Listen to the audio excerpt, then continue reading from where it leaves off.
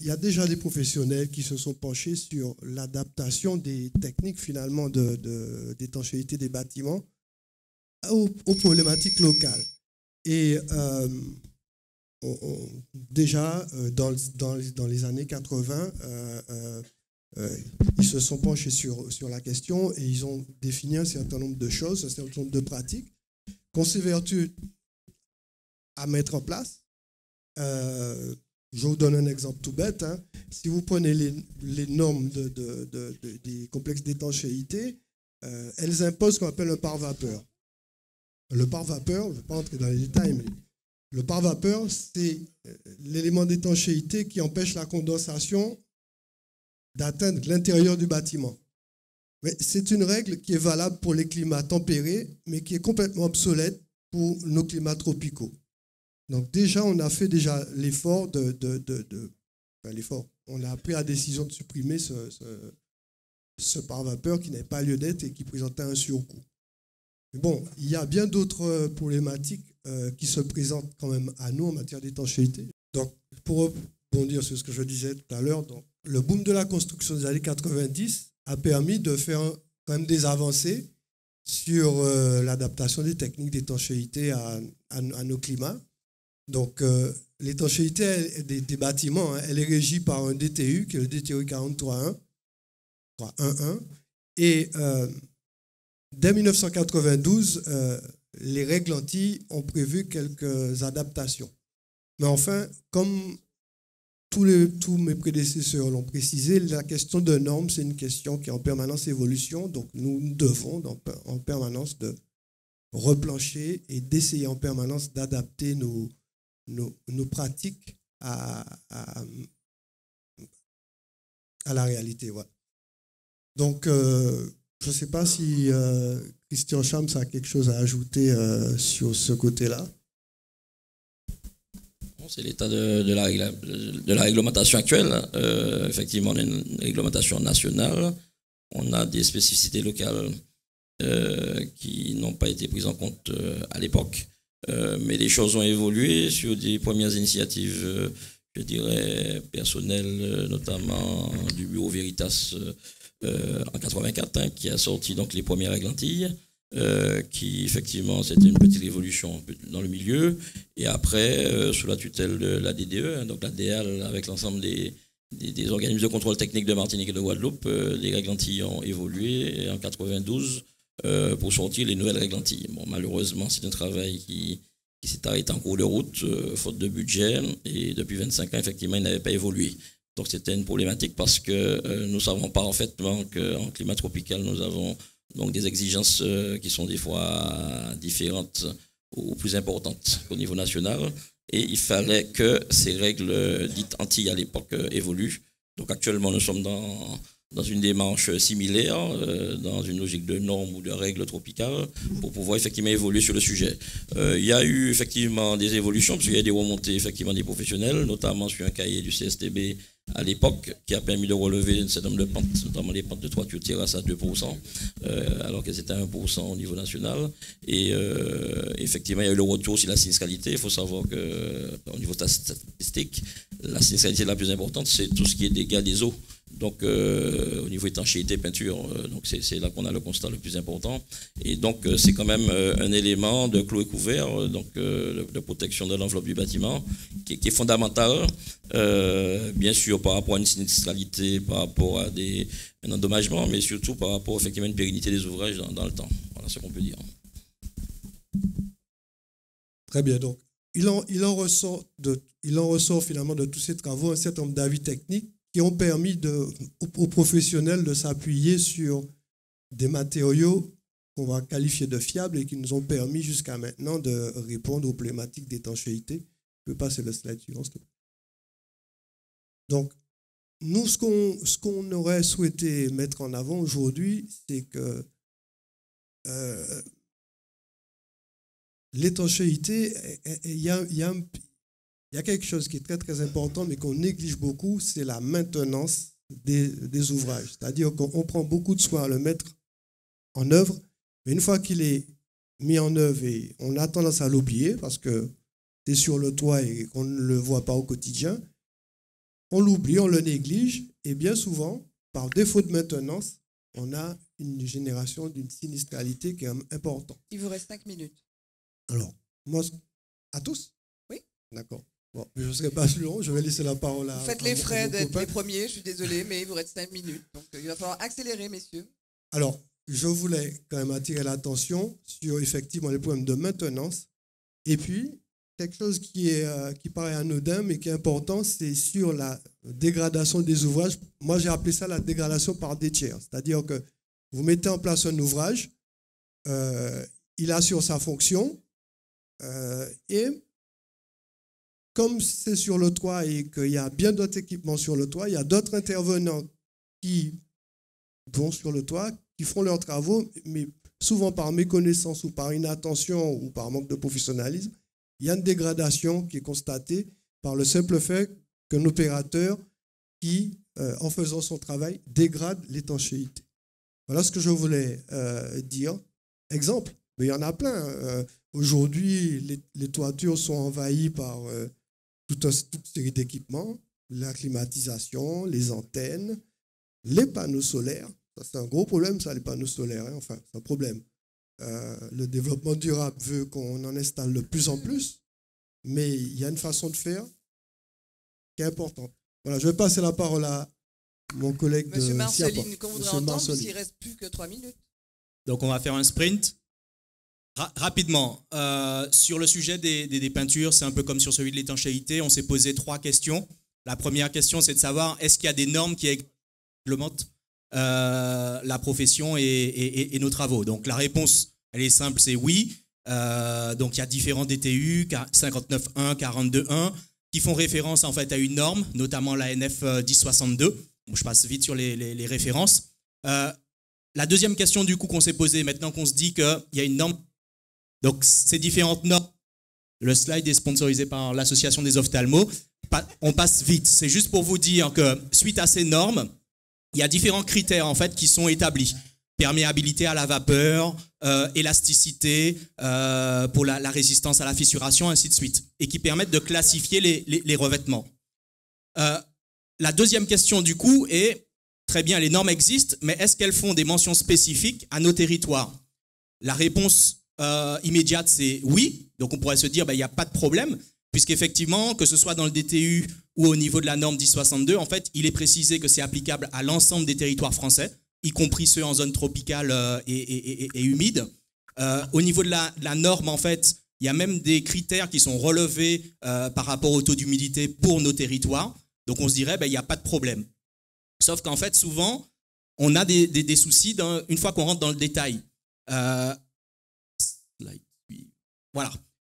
Je vous prends juste un exemple. Selon la norme 1062, la température d'essai qui est recommandée pour pouvoir tester l'élasticité du revêtement de peinture est de moins 10 degrés.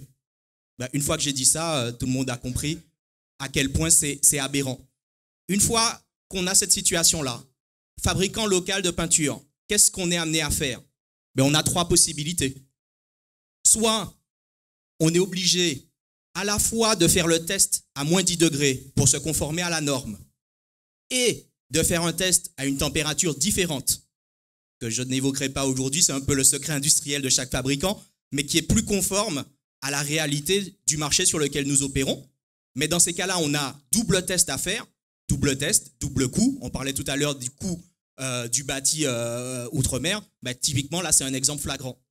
Soit, deuxième possibilité, on se dit, moi, je ne fais que la conformité à la norme, et effectivement, je suis légalement conforme, sauf que je suis, d'un point de vue opérationnel, non pertinent. Troisième possibilité, c'est de dire, moi, je suis aux Antilles, peu importe la norme, je fais mon test, en fait, selon mes conditions. Mais dans ces cas-là, on est hors norme, et au niveau des cahiers des charges, en fait, on peut avoir des problématiques. Donc, au final, 3 possibilités, mais aucune n'est bonne, parce que soit on génère des surcoûts, soit on n'est pas conforme à la norme, soit on n'est pas conforme en fait aux problématiques auxquelles on veut répondre. Au niveau de timing, c'est bon? C'est parfait. Du coup, ça nous laisse du temps pour les questions. Mais c'est trop rapide. Et on a compris. Mais alors on fait quoi alors? Donc les trois possibilités sont pas efficientes. On fait Voilà, donc aujourd'hui, si on est un fabricant sérieux, on fait la solution numéro 1, le coût. Mais demain, ce qu'on souhaite, c'est qu'avec les initiatives, on puisse réviser ces pour déterminer que, bien évidemment, qu'on doit se conformer à une norme aux Antilles comme ailleurs, mais par contre, la température ne doit pas être à -10, elle doit être à une température qui est plus cohérente par rapport à nos territoires. Ça, c'est juste un exemple sur l'élasticité, mais il y aurait exactement la même chose sur les autres critères, perméabilité à la vapeur d'eau, c'est sûr qu'on n'a pas les mêmes problématiques qu'en métropole. Juste une précision rapide aussi, pour anticiper éventuellement une question, quelquefois on dit oui, mais 30 degrés, il fait 30 degrés en métropole aussi. La différence qu'on a en fait, c'est que quand il fait 30 degrés en métropole, il fait 30 degrés d'une façon assez stable et continue. Exactement. Ici, il fait 30 degrés parce que votre façade est exposée au soleil. Il y a une averse. En quelques minutes, on passe de 30 degrés à 25 degrés au niveau de la façade. Et ça, nos produits doivent pouvoir les prendre en compte. Alors, l'expérience fait qu'on s'est adapté par rapport à ça, mais ce n'est normalisé en aucune manière. Et ça, c'est un problème. Vous avez des questions dans la salle? Oui, attendez, monsieur. Oui. Là, on est en train de toucher du doigt. Il ne faudrait pas qu'on écarte non plus tous les acteurs qui sont intégrés à la construction. Je vois que, Tony, quand tu fais allusion aux problèmes d'étanchéité et qui sont dus simplement à des tiers, il y existe, et malheureusement, les maîtres d'ouvrage font, on va dire, cette économie. Je veux prêcher pour les coordonnateurs de sécurité qui doivent remettre un DUIO et qui permet quelle est l'approche qu'on doit avoir du bâtiment et de même façon qu'on va vers la pérennité de cet ouvrage dans le temps. Et ça, c'est un élément important. C'était pas une question. Est-ce que vous avez des questions? Monsieur Derry, c'est une question. Oui, c'est une question, ça sera une question-proposition. Dans ce qui vient d'être dit, dans ce qui a été un peu dit par Jean-Yves, on voit que d'ores et déjà, on a un problème, c'est que il faut être en capacité de mettre à jour en permanence. C'est-à-dire que nos normes, elles évoluent et il faut qu'on soit en capacité de mettre à jour. Et je crois que l'une des premières propositions pour la CERC, ça sera de mettre en place des groupes de travail en capacité de mettre à jour.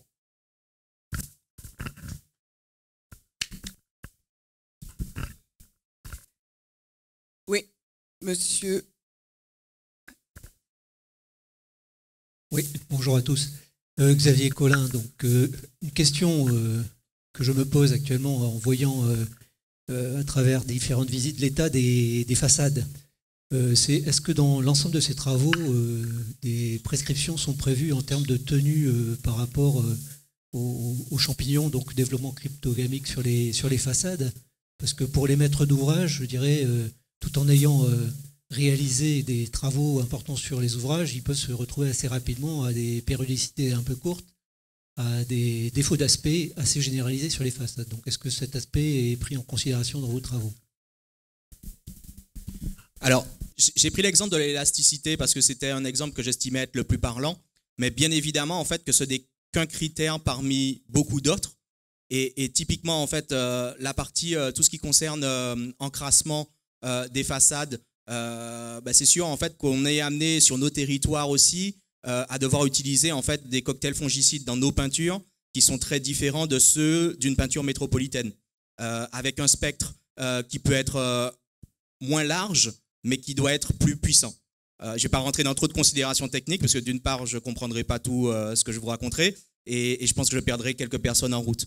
Mais le point que vous évoquez, il est le même. Donc, ma réponse à deux niveaux, c'est oui, ça c'est typiquement, si on devait déterminer une norme spécifique pour les revêtements de façades aux Antilles, il y aurait un paragraphe dédié sur la partie fongicide.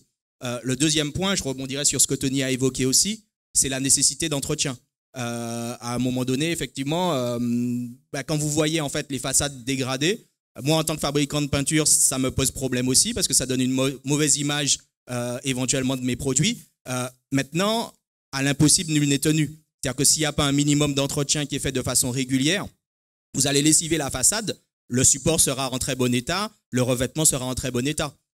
Maintenant, l'encrassement, c'est aussi une des problématiques qu'on a de façon plus importante sur nos territoires que sur d'autres. Ça nécessite, et c'est là où je suis sur la remarque de Tony, sur la nécessité de l'entretien régulier. Alors, ce qu'on peut, on peut rajouter, parce que là on parlait effectivement d'entretien, mais lors de la réalisation, on parlait des supports, notamment les supports béton, il est évident que la qualité est de mise, hein, c'est la même réglementation qu'on utilise en métropole comme aux Antilles, en termes de surface, de bullage, d'aspérité, de nid de cailloux et consorts. On a des ragreillages qui doivent être faits avec des produits spécifiques qui soient adaptés, qui soient en garantie décennale avec des avis techniques en cours de validité en zone tropicale. Le primaire d'accrochage, qui est donc la première couche de peinture qui porte son nom primaire d'accrochage, il doit être mis en place dans une configuration spécifique en termes de dilution, en termes de densité de produit. Et puis, quand on met la deuxième couche de peinture, la couche intermédiaire, il est évident qu'il y a un délai entre les deux, bien sûr de séchage, mais il y a aussi un délai maximum à ne pas dépasser, parce qu'il est évident que si vous avez de l'empoussièrement sur le support, vous allez mettre deux couches sur de la poussière, ça ne va pas tenir. Il y a des problématiques de bullage, il y a des problématiques aussi de ce qu'on appelle les bandes de marouflage. Ce sont des bandes qu'on rajoute dans les peintures pour augmenter leur élasticité dans les zones sensibles, les points singuliers, comme les appuis-fenêtres par exemple. Vous avez une fissuration spécifique dans les angles. Il y a une manière de mettre ces bandes de marouflage. Il ne suffit pas de le dire. Je les ai mises, elles sont prises en sandwich entre deux couches de peinture. Elles doivent être mises en suivant le profil de l'appui-fenêtre. Si vous avez des angles avec, vous n'avez pas plaqué bien ce complexe d'imperméabilisation dans l'angle, vous avez une rotation, donc vous avez un vide. Et souvent, c'est là que l'eau va rentrer. Vous avez donc effectivement des poches d'eau et effectivement, vous avez des infiltrations d'eau à l'intérieur du bâtiment. Donc, il y a la conception, il y a l'exécution, on appelle la réalisation, et puis après, il y a l'exploitation et la maintenance. Donc, c'est une chaîne qualité qui doit être suivie de A à Z par l'ensemble des professionnels de la construction.